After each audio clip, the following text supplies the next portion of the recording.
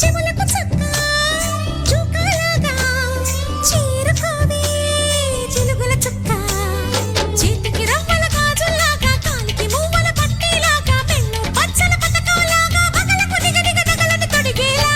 నువ్వొస్తానా